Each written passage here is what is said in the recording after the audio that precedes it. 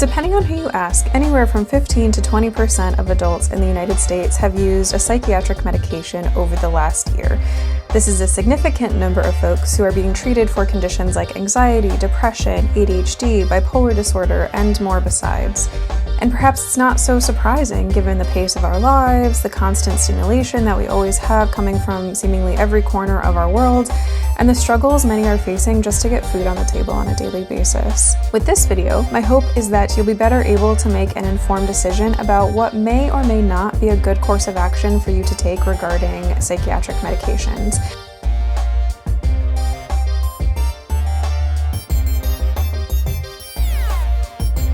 Hey there, welcome or welcome back to Ponder and Practice, where it is my goal to help you cultivate and trust your own inner wisdom and clarity so that you can live a life that you're really happy to wake up to in the morning. I am Dr. Catherine Hoffman. I'm a naturopathic doctor and I specialize in mental health. And I have daily conversations with patients about whether or not psychiatric medications may or may not be appropriate for them in the first place. And then, of course, ongoing adjusting treatment plans with folks so that they can do not only what they need to be able to do, but also make space for what they really want to include in their lives. Naturopathic doctors are trained to be primary care doctors, and there are options along the way to subspecialize based on internships, residency options, mentorship options, this sort of thing. Additionally, various professional associations also exist for different naturopathic specialties like mental health, in addition to things like endocrinology, oncology, etc. As a naturopathic doctor in the state of Oregon, I am licensed and able to prescribe most medications. It's important to note that licensure laws vary for naturopathic doctors state to state, and so depending on where you are, naturopathic providers may or may not be able to prescribe medication, but I can in the state of Oregon. Also, as a naturopathic doctor, I'm always thinking about the whole person. I work with my patients not only using medications, but also herbal medicines, nutritional supplements, targeted amino acid therapies, and lots of lifestyle coaching for things like exercise and diet and sleep and social engagement and social media use and etc., etc., etc. Of course, although I am a doctor, I am not your doctor and I don't know your case. I don't know you, and we're not creating a relationship through this video. So nothing I share here should be taken as medical advice. Please do work with a licensed and qualified provider in your area and do not delay in seeking medical care if you need it. Now, this is a very nuanced topic. It's one that I have thought about for a very long time, and quite frankly, I'm a little bit nervous to talk through just because internet and nuance, do they go together? I don't know, but I'm going to do my best here. And take note that not every point applies to every person. Folks are different. We are all individuals, and treatment plans really do need to be adjusted based on the individual. There's one thing that I hear pretty commonly when folks find out that I am a naturopathic doctor and that I specialize in mental health, and 9 times out of 10, folks will say to me, "Oh my gosh, that's so great that you don't use medications. They're so bad for us. They're so horrible." To which I reply, well, actually, in fact, I do prescribe medications, and you are absolutely right, they are not for everyone. My own personal philosophy informs my ethos around medication use, and you heard me say just a few minutes ago that I want folks to be able to develop their own inner wisdom and their own inner clarity and be able to trust that and act on that accordingly. If having a medication on board would support somebody's ability to increase their clarity, increase their ability to trust themselves and take actions that are aligned with who they are and who they want to be, absolutely, let's get that on board. However, if they're not going to be supportive of that, or if we've gotten to a place where the medication really isn't doing what we need or want it to do, let's take it away, let's adjust, let's look at some other avenues. Most commonly, when I am sitting with folks and talking with them and they're curious about, I don't know if I should use a medication or not, we have a very frank conversation about the fact that medications are not going to fix the context of life. However, they really can help folks get their legs under them so that they can do the other things that will support not only their mental health, but also their physical health and well-being, and hopefully also their spiritual health and well-being. It's important to recognize that mental illness shows up with different degrees of acuity, severity, and chronicity for different folks, and this affects whether or not medication is appropriate and for how long medication is appropriate. By which I mean to say that there are some folks who have severe persistent mental illness, things like maybe schizophrenia or bipolar disorder, these things that can come on in early adulthood and persist throughout adulthood. In these cases, medication is so helpful and so important. And it's something that folks may need to be taking for the rest of their lives, depending on the supports that they have available, what other resources they have available, this sort of thing. There are also folks who maybe have lost someone close to them in their lives and they are having a hard time processing that grief. In this case, is medication appropriate? To be honest, I sit on the fence on this one and I think you could argue it either way. In some cases, having a medication on board really allows someone to be able to have the courage and the ability to go to therapy or to sit with their emotions and their feelings and process what's there. In other instances, it really isn't helpful and just sort of stuffs things down and makes it much more difficult to get to that emotion to be able to process it. Something else to be aware of when it comes to psychiatric medications is that sometimes the first one works great. So great. And I love it when this happens, and it is not common. So every now and again, someone will come in with anxiety or severe depression or obsessive compulsive disorder or ADHD, and the first medicine out of the gate, they will come back to their follow-up visit and they'll say, oh my gosh, where has this been all my life? This is amazing. When that happens, like the heavens open and, the light shines down and it's wonderful. And I'm so happy that this happens. More commonly, it takes several months of trialing different doses of different medications to find the medication or a combination of medications that works for folks. Mostly this is because it takes anywhere from 4 to 6 weeks to really get to that full effect of the medication. And so a trial has to last that full length of time before we even make any adjustments, because we can't actually say, is this working or is it not working? So if we're talking about statistics here and the likelihood of achieving results with a first medication, if we look at something like depression, about 30 to 33% of folks will achieve remission with their first antidepressant trial. If folks are doing a second trial, about 50% of folks will achieve remission. And then if folks are doing a third or a fourth trial, then cumulatively 60 to 70% of folks will achieve remission of their symptoms. So the odds of achieving remission certainly go up with more trials, but there are also folks who have what we call treatment-resistant depression, wherein they may have done 3 or 4 trials of different medications and symptoms are not improving. The next piece that I see happen with a regularity that is so frustrating, insurance dictates treatment. So this probably sounds a little bit self-explanatory, but what this means is that even if a provider thinks that a certain medication or a certain treatment plan is the next best option, if it's not in that person's insurance formulary, insurance is not going to cover it. There is often the option to ask for a prior authorization and to make that argument and make that case, hey, this person has done all these other medications, can we please have them try X, Y, or Z? Sometimes that goes through and sometimes it doesn't. If it doesn't, guess what? In my experience, folks probably aren't going to be able to get access to that treatment because the out-of-pocket cost is just too great.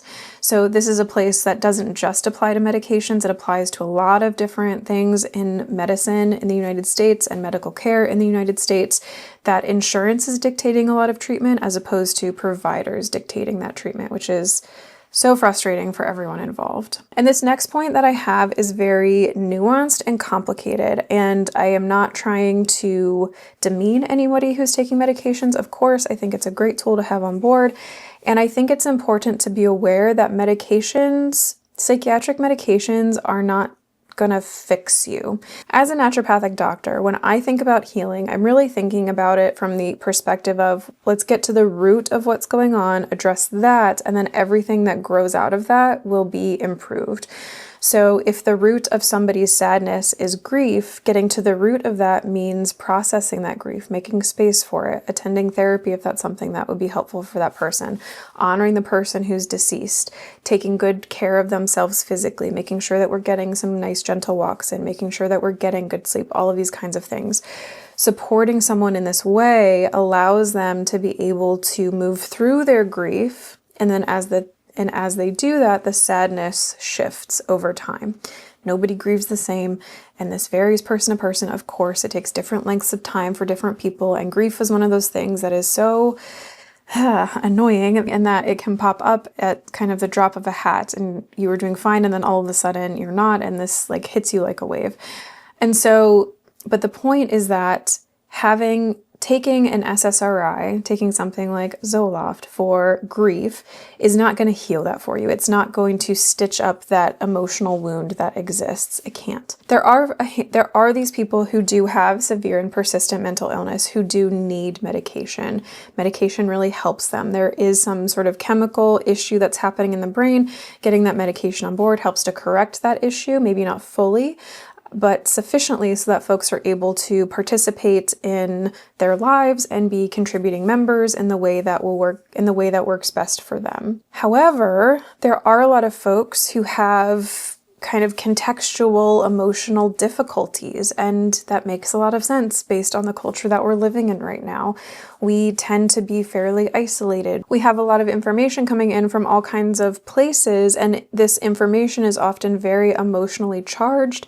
And of course, like I said at the beginning of this episode, there are just the day-to-day challenges that folks face, making sure that they have enough money, that they can get food on the table, that the people, that their families are taken care of. With this in mind, and this is something that I talk with folks about all the time, medication is never going to fix the context of your life. It's just not.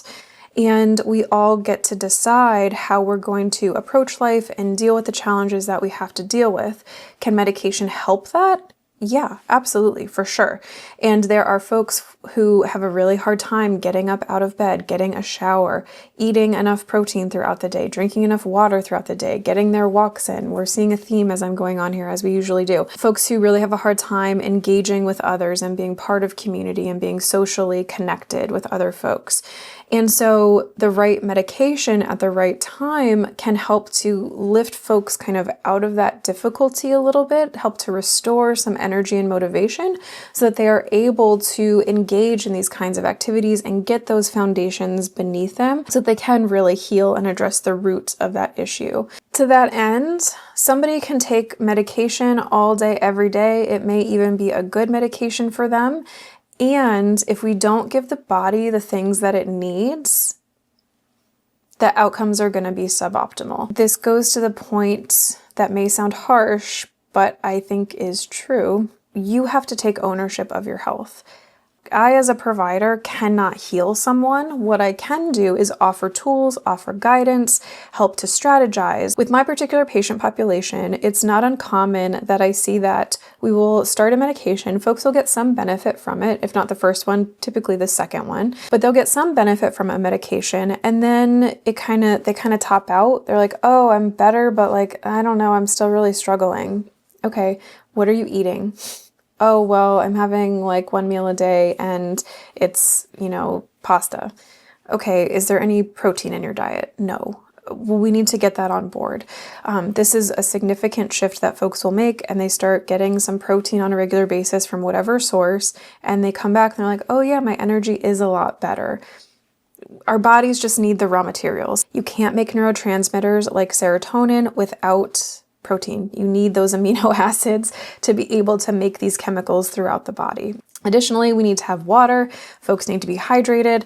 Exercise is just a panacea for physical and mental health. It makes a huge difference. Sleep, of course, our bodies rest and rejuvenate. So certainly while medication can kind of help get folks over the hump to kind of get started on these habits, it's so important that even if you're taking medication, even if you're engaged in therapy, that you are also doing these basic lifestyle things. I say basic, I know they're not always easy for folks to do, but if you make the effort to take steps to start to do these things, the dividends just will pay off over time tremendously. And then, of course, if you're not sure how to do that, or you're feeling overwhelmed, or like, yeah, I've tried to do this before and nothing has ever worked, check out the video that I did a couple back. I will put a card in this video as well. And well, I don't know which side it'll be on. We'll put a card in this video as well, and you can go check that out as well. The key, spoiler alert, is to start small. Start with something so small. So small. Start with something so small it seems dumb. You're like, this is stupid. Why am I doing this? Start there and build that up over time. But certainly do go check that out. Check that video out as well. I'll link it in the description too, so you can see that. Another point to keep in mind is that when it comes to medications and what they will and will not do, you have to feel the emotions. I'm not sure how to say this I'm not sure how to say what I mean, but let me put it this way. In the population of patients that I work with, I see a lot of people who have developed anxiety or depression because they haven't let themselves feel what they're actually feeling. They have gone with the flow. Oh, I was told this is how I'm supposed to be, so this is what I'm trying to do. They have not set boundaries that they needed to set, and they have been walked over because of that. They maybe haven't had the time or space to acknowledge, yeah, I'm really angry about this thing that happened, because they have to do their lives. The pace of their lives is so fast and there's so many things that need to be done. And yet this anger, this resentment, whatever the emotion is really has built up over time and has taken over in a big way. And while medications can certainly help a little bit in kind of easing some of these difficult emotions, the fact of the matter is that until you can acknowledge I am feeling XYZ and sit with that and stare it in the face and let it be in your body and let it move, it's going to be there in one form or the other. I work with a number of therapists in the practice that I work at, and one of them said to me at one point, hey, it's been so great that this patient has been able to get some medication because it makes space for us in therapy. This is a great use of medication, wherein somebody is so shut down, they just cannot seem to get, they're maybe super anxious and they just are afraid to look at these emotions. And we address that anxiety with medications, and then they're able to go to therapy and start to parse out, okay, what's actually going on here? As they're able to parse these things out, they then are able to pick up skills and learn different ways to manage that anxiety. Ideally, over time, they'll come back to me and they'll say, yeah, I actually am feeling pretty good. Can we see what it's like if I come off this medication a little bit? Sure. Something else to keep in mind to that end is that not all medications need to be taken forever. Some folks really do benefit from or need medications for the duration of their lives. For whatever reason, just that's what their physiology is, and it's something that does really help them. For other folks, it's really not that. I have folks who have seasonal depression. They will start up on their medication come, I don't know, mid to late September. They'll take it through the beginning to mid-March, maybe the beginning of April, and then we'll taper off through the spring and summer. They're great. And then we will start their medication back up when it comes to that seasonal part of the year that they really have a hard time with. Or for folks who have PMDD or PMS, that's very severe and their mood really gets super, super bad. There may just be that they're using that medication for that week or two before their cycle. They stop taking it when their cycle comes, and then we kind of repeat that cycle as we go. There are also folks who will take medications for a specific period of their life that is just really difficult. They're having a hard time getting through it. The context of life shifts and they're like, oh, actually I'm okay. I can titrate off of this. So it varies person to person. It is not the same for everyone. I don't only work with medications with folks. Like I said, there is a place for natural products and supplements in mental health care. Absolutely. And when I say holistic mental health care, part of it is keeping the whole person in mind. What does your whole life look like? What are all of the stressors that you're facing? What is your social connection? What are you eating? Are you sleeping? Right? All of these things. And also, I do use natural products and supplements with folks, but we have to be careful. Safety matters. Safety matters. And not every natural product is appropriate to be used with every condition. There's a lot of information out there. Some of it is great. Some of it is really wonderful, and I love it. Happy for it to be broadcast about. Some of it isn't. We tend to think that because something is on the shelf, maybe it has a really lovely label on it, it's marketed as all natural and nothing artificial and all this kind of thing. Oh, it must be totally safe. Maybe. Maybe it is, maybe it's not. For example, rhodiola, as rhodiola is an herb, it's an adaptogen. It's what's known as a stimulating adaptogen, which means that it helps folks to generate energy and motivation and kind of their get up and go. It is contraindicated for folks who have bipolar disorder because it has been implicated in pushing mania. St. John's wort is another example. It is a beautiful plant. If you've never seen it, I'll put a picture on here for you. It has these really lovely sunny yellow flowers, and it is great for depression, sort of helps to reignite that inner light for folks. And it also interacts with just about everything. Really important to do an interaction check to make sure, okay, is there anything else this could possibly be interacting with? Because it impacts the clearance of other medications, which can impact the effectiveness of those medications. One example is that St. John's wort is processed through the same enzyme pathway as oral birth control pills are. And so if someone is taking oral birth control pills and they do not want to become pregnant, it is not a good idea to add St. John's wort into the mix, because the efficacy of that birth control will probably go down and it won't be as effective.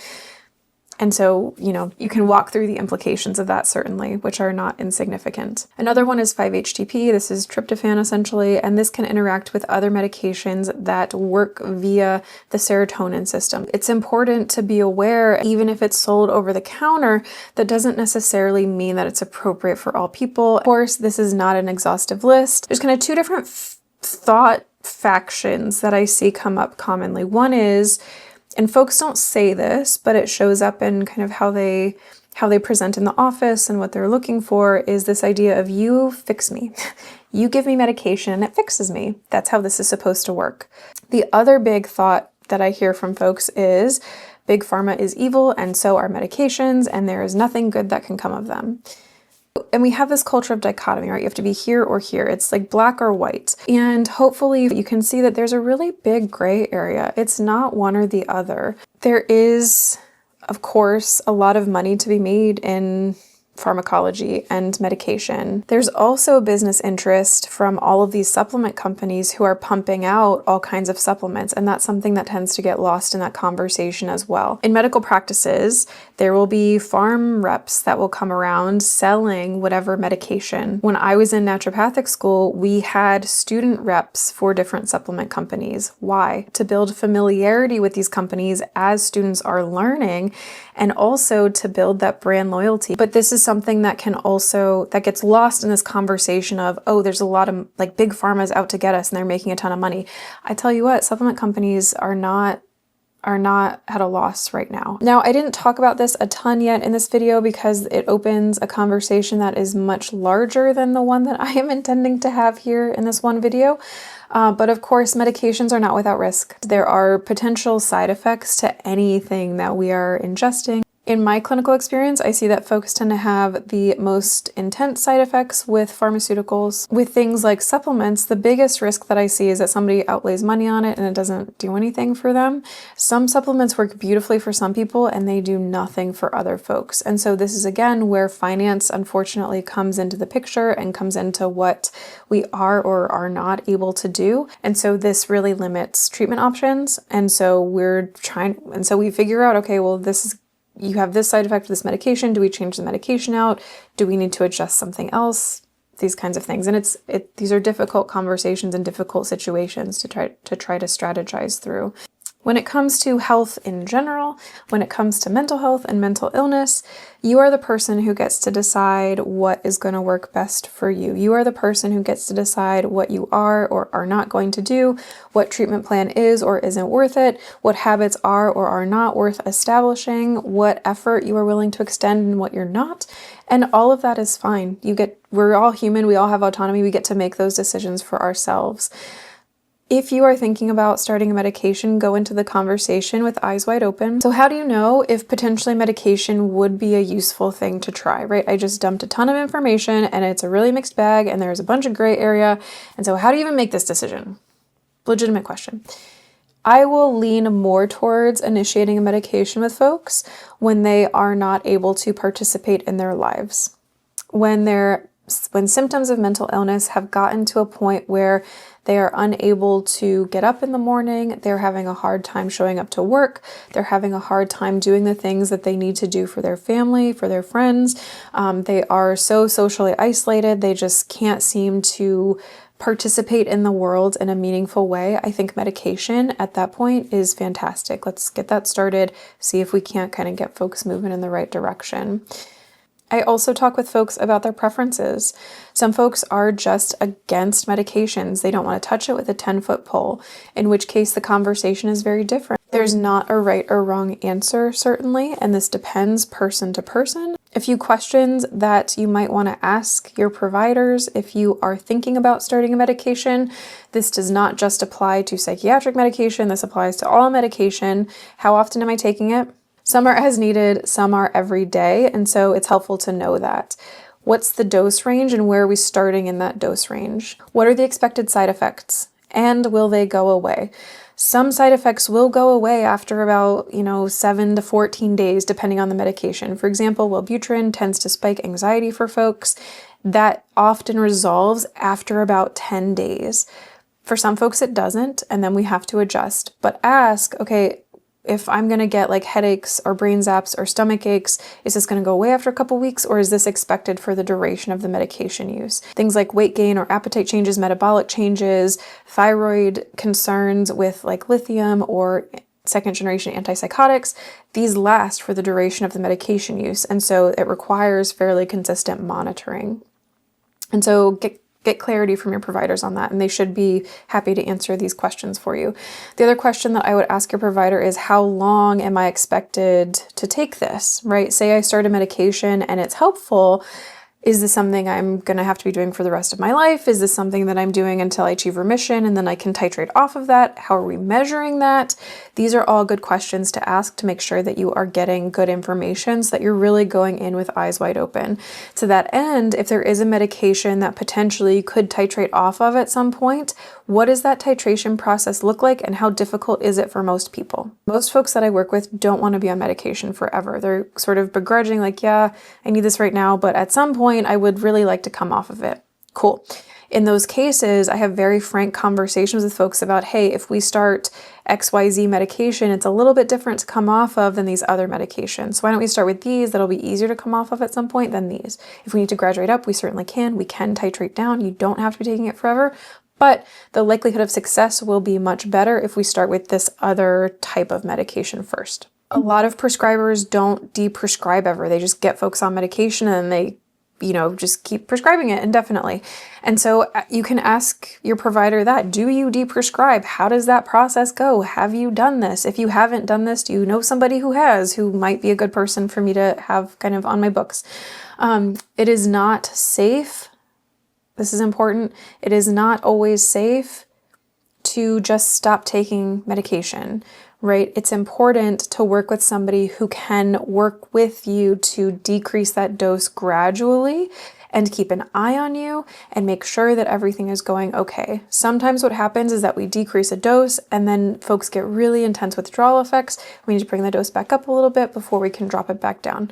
Some folks can like step down really fast on doses. Some folks need a long tail to come off of different medications, and it varies person to person. So I would love to hear from you in the comments. I'm not quite sure what questions to ask because it feels it's very invasive to ask someone about their medication use and like their mental health history. So I don't know, but maybe what are your thoughts about medicine in America and mental health care in America and how as a country we're able to deal with these kinds of things? What are your thoughts about our culture and how that affects our mental health and mental illness rates and whatnot? Are there specific things that you do behaviorally to take care of your health and mental health and things that you're like, oh gosh, I absolutely have to do this one thing or I would not be okay? Maybe those are interesting questions to ask and I would certainly love to hear about in the comments below, so do let me know. If you found something useful in this video, please do hit the thumbs up button and like it. This helps other folks to find the video as well so they can benefit from this information. And of course, if you have made it to the very end, I would love to have you subscribe and see you in the next one. Also, if this is maybe your second or third time hanging out with me, hit subscribe, why not? We've been hanging out a little bit already, and so would love to see you back for the next one.